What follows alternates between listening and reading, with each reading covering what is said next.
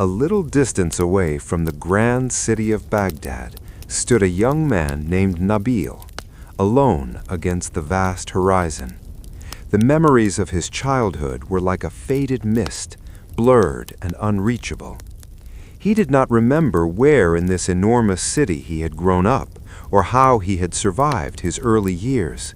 Life had raised him through hardship, neglect from people, and the harshness of nature itself.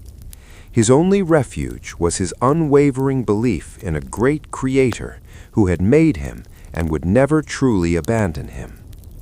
Nabil earned his living by collecting usable old items from abandoned inns and crumbling ruins within the city. Sometimes he found broken pieces of wood, sometimes old copper pots. Whatever he discovered, he gathered carefully and sold in an old market outside the city. That small effort was enough to keep his life going. Days turned into months, and months into years in this same pattern. His stomach often remained hungry, and his clothes were worn and torn.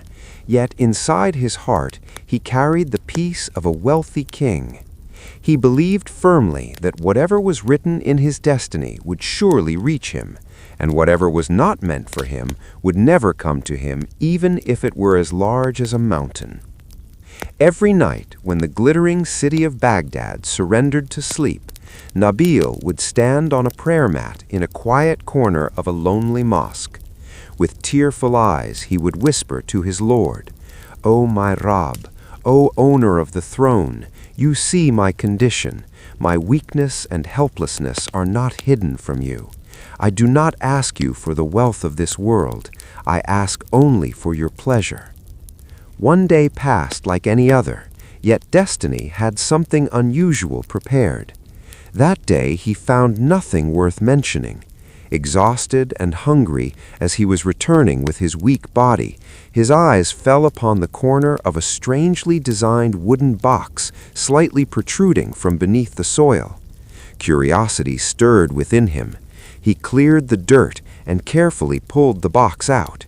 It was old, yet the craftsmanship was so exquisite that it was obvious this was no ordinary chest. With trembling hands he opened it. Inside, wrapped in velvet cloth, were rows of gold coins. For a moment, Nabil felt as if all his suffering, hunger, and pain were about to end. With these coins, he could change his life and even help many helpless people. But immediately the voice of faith awakened inside him. He asked himself, "Nabil, whose wealth is this? It is not yours. Can you take what is not entrusted to you?" His heart trembled with the fear of Allah. He closed the box, held it tightly to his chest, and tears streamed down his face. Looking toward the sky, he said, "O Allah, I know you are watching me. This is a difficult test from you. You have placed the key to my dreams in my hands, but as a trust." He hid the box carefully beneath his worn clothes. His heart pounded heavily.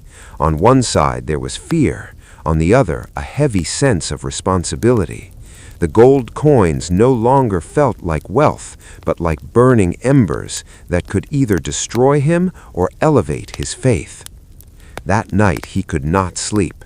Sitting in the corner of a deserted mosque, clutching the box to his chest, his mind stormed with questions. How would he find the true owner of this chest in a vast city like Baghdad? The next morning he made a firm decision. He would stop his regular work and dedicate himself to finding the rightful owner of this trust. With only a few saved coins to survive on for a few days, he placed his reliance upon Allah and began his search. He returned to the abandoned ruins where he had found the chest and searched thoroughly. After hours of investigation, he noticed faint ancient writing carved on an old wall. The script was nearly unreadable, but he did not give up. He had heard of an elderly calligrapher in the old market who possessed deep knowledge of ancient scripts. The old man initially paid little attention to Nabil's worn appearance, but when Nabil described the markings, the elder's expression changed. he agreed to visit the ruins. After examining the inscription carefully, he said this was the family emblem of a famous merchant known for his honesty and generosity. Years ago, a terrible disaster had destroyed his entire family and business. As far as he knew, no descendant had survived. Nabil's heart sank. If no heir existed, then who owned this wealth now? Still, his faith did not waver. He asked if perhaps any distant relative or acquaintance remained. The old man mentioned an innkeeper named Abu Jafar, who knew much of the city's history. Perhaps he could help. On his way to meet Abu Jafar, Nabil witnessed an elderly woman crying in hunger along with her small grandchildren. With the last few coins he had, he bought bread and handed it to them. The old woman raised her hands and prayed for him. "May Allah ease all your difficulties." Those words refreshed his tired soul. At the inn, Abu Jafar at first seemed stern and dismissive, but when he heard the merchant's name, Abdul Rahman, his demeanor changed. He explained that Abdul Rahman had been a pious and kind man who fell victim to a conspiracy. Enemies ruined him and allegedly killed him and his family. Yet rumors said his infant daughter had disappeared that night, perhaps kidnapped. Abu Jafar directed Nabil to Sheikh Hamdan, a close friend and former business partner of Abdul Rahman, who now managed a grand library called the Light of Knowledge. But he warned that Sheikh Hamdan had become powerful and mysterious after his friend's death. With fear and determination, Nabil went there. After difficulty with the guards, he was finally brought before Sheikh Hamdan himself.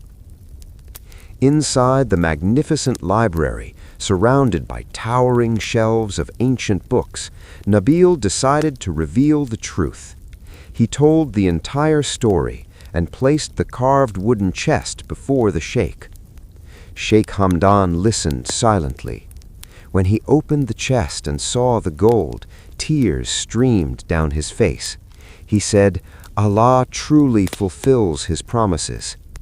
He explained that Abdul Rahman had once tried to entrust this wealth to him for his daughter's future, but enemies were watching. So Abdul Rahman disappeared one night with his daughter and the chest. Later he was killed, and both the girl and the treasure vanished. Sheikh Hamdan confessed he had long blamed himself for failing his friend, but the daughter had survived. Abdul Rahman had secretly placed her under protection. Sheikh Hamdan had supported her quietly all these years. He then revealed that the daughter was alive and living under protection in the household of the city's chief Qadi, raised as his own child. Her name was Fatima. He offered half the gold to Nabil as a reward, but Nabil refused with tears, saying he had acted only for Allah's pleasure. Sheikh Hamdan was deeply moved. He then led Nabil into a private chamber where a beautiful young woman sat praying. It was Fatima. She was the lost daughter of Abdul Rahman. Sheikh Hamdan explained everything. Then he made an extraordinary proposal. As Abdul Rahman's guardian, and with the Qadi's approval, he asked Nabil if he would marry Fatima and become the protector of her and her wealth. Overwhelmed, Nabil accepted humbly. Soon their marriage was arranged. From that day, Fatima's mysterious illness began to fade, as if happiness itself healed her wounded soul. The once poor wanderer became one of Baghdad's most respected men. His story spread across the city as a lesson in faith and integrity. By rejecting worldly wealth for the sake of Allah, he was granted honor, love, and blessings beyond imagination. He proved that whoever trusts in Allah and holds firmly to honesty will receive rewards greater than anything this world can offer.